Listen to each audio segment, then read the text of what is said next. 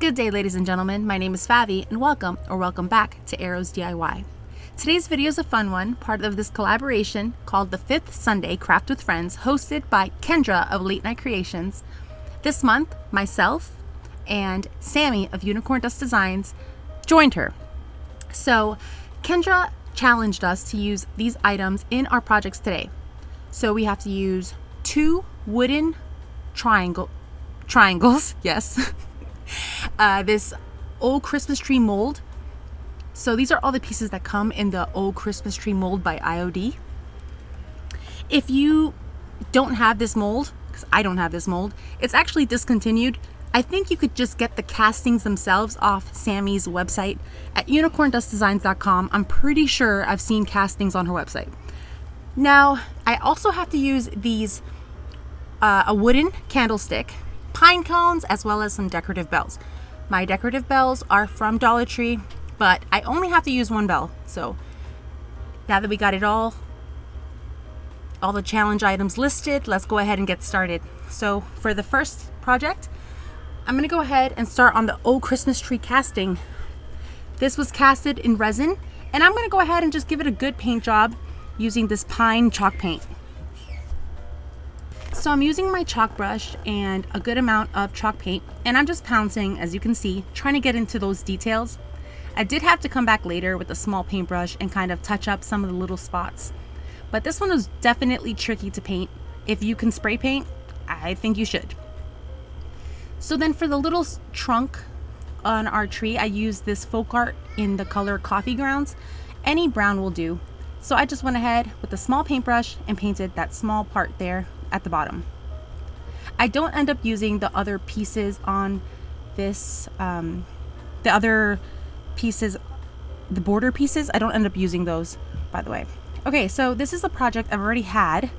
I didn't like how it turned out, so I'm just going to use the tray. This tray is from Dollar Tree, so it already has a hanger and a bow on the other side. This is a double-sided sign I've made in the past, but I kind of messed up on it, so I wanted to give it another chance. I'm going to take some brown paper and put it at the center of the tray, and then I'm just going to kind of indent the edges there to get the shape of the inside of the tray, and then I cut out the oval. Now I'm going to take some Mod Podge. I'm using Mod Podge Multi, and if you use Mod Podge Multi, make sure to give it a really good shake, because the Mod Podge Multi needs to be mixed before it's used. But any Mod Podge will do, any decoupage medium of your choice. Now I'm just going to go ahead and put the paper in the middle here. I usually use the iron-on technique for decoupage, but I was kind of in a time crunch and I was crafting while I was sick. So I don't know if you guys have ever crafted while you were sick, but you kind of don't do things conventionally as you would regularly. So anyways, I put the craft paper down, and then I just used a dry baby wipe to kind of wipe out any of the wrinkles and just press them out, and it worked really well. So I was very impressed with this. I also had my little iron there just in case there were any wrinkles, but I actually didn't even have to use my iron. So now I'm going to paint the border of this tray with this chalk paint in the color Seriously Gray. It's just the color that matches my decor, but you go ahead and choose your favorite shade, or don't paint it at all. You could use antique wax here to give it a vintage look, whatever you like. Now, as you can see here, I'm just going ahead and carefully, very slowly with a flat paintbrush, painting the edge. If you don't have a steady hand, you could always paint the edge before you add the brown paper, and that might make it easier. So now I'm going to add this casting to the middle here, and it didn't fit perfectly, it didn't lay flat, so I did have to add a little wooden piece behind to help adhere that to the sign. So I added some Gorilla Hot Glue underneath that little wooden square, and then I added some more hot glue on top. So I used a combination of Tight Bond Quick and Thick adhesive as well as hot glue in different spots to make sure it has a really good hold. Now I used some pine cones at the bottom of the sign because it was one of our challenge items, and I put about 7 down there. And now I'm going to take one of my favorite ribbons from Michaels. It's a good sturdy ribbon. I love this one for year round. It's very neutral. I don't know, I love it. So I'm gonna go ahead and just tie a knot in the middle, and then I'm just gonna cut a slant on both edges, on both ends, sorry. I'm sorry guys, I've been sick, so if you hear me a little out of breath, it's literally because I am sick right now. I'm not feeling my best. So I'm gonna go ahead and just hot glue it to the top of the sign, as you see here. And that's it for this one. Super simple. And remember, you can customize it to your home decor to suit your style. This is how it turned out, but let me know in the comments below what you think. I love this one. It was so much fun to make. Now for the next project, we're gonna be using the candlestick. So what I did was, these were the little tiny resin castings from the same Oh Christmas Tree mold. And using a combination of Titebond Quick and Thick glue and just Titebond Quick and Thick, I left it on there, and then I used some masking tape to tape it down to wait for it to adhere fully. Now I recommend waiting about an hour, maybe half an hour, because I thought 15 minutes was enough because the bottle said that 15 minutes would be enough. No guys, don't do it. Just be a little patient. And some of them stayed, but one of them was kind of still wiggly as I was trying to paint in the next step. So I did have to add some more Quick and Thick and just wait, and it did adhere even though there was paint on top. So just keep that in mind, that it takes some time to bond if you don't use any hot glue. So now I'm going to use the chalk paint in the same pine color and my chalk brush, and I'm just pouncing on top of the resin pieces that are now adhered, and as well as the entire candlestick. And I think this color pine is just so beautiful, especially for Christmas decor. So now I'm going to go ahead and just paint the entire candlestick, and then I'm going to use my heat gun to speed up the process.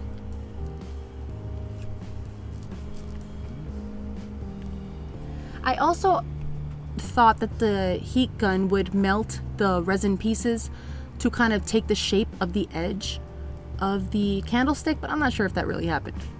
Once everything was nice and dry, I came in with a little piece of sandpaper and very lightly and very carefully only sanded off the edges just to accentuate those details. And I just think it's so pretty. If you don't like distressing, please don't distress on your project, but I do like it. So I just did a little faint distressing. My husband does not like distressing, so I'm just doing a very light distressing, not to take any attention away from those beautiful details that we added at the bottom. So once I was done, I went in, and now with a nice, clean, soft, dry baby wipe, I'm gonna go ahead and just wipe off any dust from the sanding. So now I'm gonna add some Waverly wax in clear, and this is gonna protect our project. It's gonna seal our paint job and help it last the test of time. I also made sure to put it on the little resin pieces at the bottom, because I do want to add a little tiny bit of antique wax to bring out some more of those features. But the clear wax is going to help me control the amount of antique wax, because I really want a very delicate look on this piece. I don't want it to be too heavy with antique wax. So once I applied the clear wax, I went ahead and I wiped it off with another clean rag. Now with a small soft paintbrush, I just went in with some antique wax, ever so lightly pouncing over the details, also in brushing some of the excess in between those little details. And then again with a rag, I came through with a clean rag and just wiped off the excess, kind of buffed it out. And I really like how it turned out. I mean, I don't think you need to do so much to make a project special, and I was really surprised on how this one came out, and I think it's so pretty. I love the color green year round. So let me know what you think about this one in the comments below, because I think it's stunning, but you know, I'm biased. All right, so for our next project, our last and final projects are these wooden triangles. So again, with the same pine, that's going to be the theme for this video, this pine color. I'm gonna go ahead and paint the front, sides, and the bottom. I am gonna leave one of the sides not green because I'm gonna paint it white. So here I am painting. Now I painted the larger triangle green and the smaller triangle white. And for the white, I used Plaster by Waverly. So once it's nice and dry, I'm gonna go in with some sandpaper and I'm gonna lightly sand the edges just to bring out some of that wood tone. And I really like how that looks. Again, if you don't like it, don't do it. Do what you like on your project. Do what makes you happy. So you see how I have some of that white paint going over the edge. I'm gonna go ahead and sand that as well. And then I'm just gonna add a little bit more green paint off camera for that edge as well. So as you can see here, I sand both sides, all the edges on both sides. Sorry if you hear my kids, they're playing. And I'm gonna go ahead and just add some screws now. So I thought it would be kind of fun to add some hardware. If you're new around here, I love adding hardware to my crafts and my home decor. I love metals in my home decor. I love mixing and matching shabby chic with rustic, farmhouse. I love all that stuff. So I'm gonna go ahead here and I'm going to screw in some screws. Now I screwed in 3 of them and it started splitting the wood, and I knew that would happen. I was just kind of being rebellious, and after 3 screws I decided, okay, let's make some pilot holes. So I just took a nail and nailed it in and pulled it out, and now that we have those little holes there, our wood should not split. I'm gonna go ahead and add a screw to every single one of those pilot holes we just made. And I'm just doing it this way to show you that you don't really need you know, all the big power tools and all that. If you're intimidated by them, you could totally do it with just basic hardware, you know? So this is what it looks like once it's all done. And my idea was that those little screws would represent little ornaments on a tree. So I hope you see where I'm going there. You could also paint them to your favorite ornament color. So I was showing you there, you could use red to make it more Christmas and cheerful. But I just chose to leave it like this, nice and neutral, so I could just put it anywhere in my home and it'll fit right in to the style of that room. So now I took some of these spindles that my friend sent me in Happy Mail. Kendra has so many spindles and she was so gracious to share some with me. So I went ahead and I antiqued them with some antique wax. I waxed them with some antique wax. And now I'm gonna add some Titebond and hot glue to make it like a little stump for our tree. Now I'm adding some pine cones and a bell. I put the bell upside down on that spot there, and that's gonna be it for this side of the tree. So you have a double-sided decor piece. So you could just turn it when you're sick of one side, turn it to the other side. Keep it interesting, make it double-sided. All right, so that's how that one's turning out, and I love it so much. You could even hang some little ornaments or like a little sign off those little screws. You could make little ornaments for the little tree. All right, I'm getting a little carried away here. Okay, so now I took some antique wax on my wax brush and I just kind of grunged up the bells. And I'm gonna use 2 of these bells, one gold, one silver. That's just what I do around here. I mix metals all the time. And I'm gonna go ahead and just string one onto the other. String one bell to join the other bell on the string. Okay, and then I'm gonna hot glue it in place. And then I gotta put that cap on. The bells from Dollar Tree break apart in 2. So I'm just gonna, and these are the smaller bells. So I have to hot glue them together to make it work, right? So once I hot glue it together, I'm going to, I didn't want to speed this up because it was really hard to show this part. And it was really hot because it's metal and hot glue. So be very careful if you're doing this step not to burn yourself, because hot glue does not discriminate. All right, so once we got those 2 on the string finally, we're gonna go ahead with the nail and hammer it into the top there. carefully. And once that's done, I'm just gonna wrap the string around the nail with the help of hot glue. I'm gonna wrap it around the hot glue several times and just hold it in place until it sets. Then we're gonna trim off the excess there on the end of that string. And I made a little shoestring bow off camera, and I just hot glued it like so, right on top of that little nail. And I just cut the tails long on the little tree. And part of me is thinking it kind of looks like a mountain, which is totally fine for winter decor as well. So I just had so much fun creating with these little wooden triangles. I think I'm gonna have to just make a whole video of just wooden triangles, just having a ball, having a blast. All right, now we're gonna add the second spindle. Now this one's taller than the other one. Using the combination of Tide Bond and hot glue, just as before. Now, it was super cute, but it was not stable. So what I had to do was create a base. So I found it helpful to use these Dollar Tree square wood planks as a base.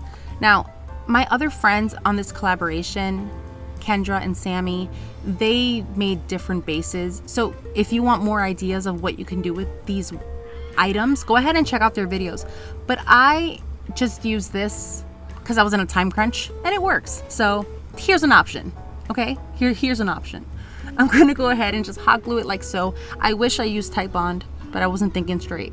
If you use the Tide Bond glue, you wouldn't have this hot glue seeping out of the sides, which actually affected my antique wax. All this to say that I antique waxed these wooden planks off camera, and I added some jute twine to the base, and this is how they turned out. Let me know what you think about these, because these were a lot of fun to make. And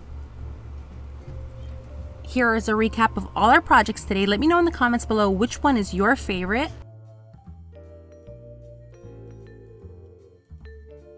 If you stuck around to the end of the video, I want to thank you so much.